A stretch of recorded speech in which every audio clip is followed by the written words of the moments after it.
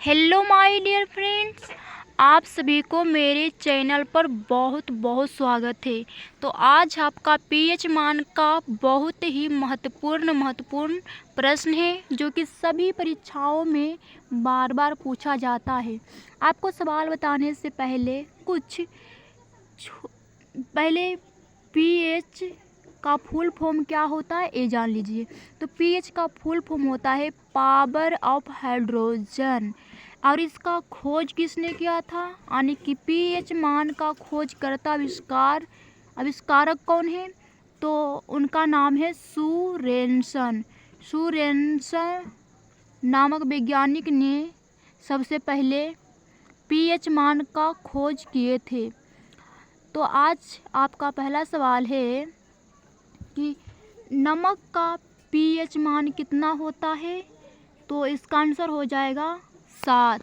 अब आपका अगला सवाल है टमाटर का पीएच मान कितना होता है, तो आपका आंसर हो जाएगा 4.5। अब आपका अगला सवाल है दूध का पीएच मान कितना होता है, तो आपका आंसर हो जाएगा 6.4। अब आपका अगला सवाल है रक्त यानी कि ब्लड यानी कि खून, इसका पीएच मान कितना होता है, तो आपका आंसर हो जाएगा 7.4।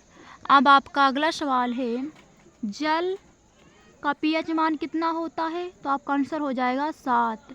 अब आपका अगला सवाल है शराब यानी दारू, शराब का पीएच मान कितना होता है, तो 2.8 होता है। अब आपका अगला सवाल है कि अम्लीय वर्षा का पीएच मान कितना होता है, तो आपका आंसर हो जाएगा 5। अब आपका अगला सवाल है HCl का पीएच मान कितना होता है, तो आपका आंसर हो जाएगा 1।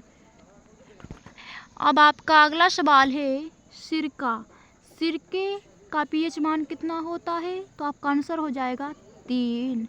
अब आपका अगला सवाल है पीएच पैमाने का आविष्कारक कौन है, यानी कि जो पीएच पावर ऑफ हाइड्रोजन है इसका खोजकर्ता आविष्कारक या फिर आप इसका जनक भी कह सकते हैं, तो कौन है, तो आपका आंसर हो जाएगा सूरेनसन, जो कि आपको ऊपर में भी बताया गया था। अब आपका अगला सवाल है कि अम्लीय घोल होगा, यहाँ पर गोल गलती से लिखा गया, घोल कर लीजिएगा।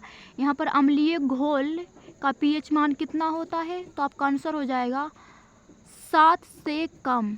अब आपका अगला सवाल है आंसू यानी कि जो हमारे आँख से रोने के बाद आंसू निकलता है उसका पीएच मान कितना होता है, तो आपका आंसर हो जाएगा 7.4। अगर आपको मेरा वीडियो अच्छा लगा है तो मेरे वीडियो को लाइक, सब्सक्राइब और कमेंट ज़रूर करिएगा।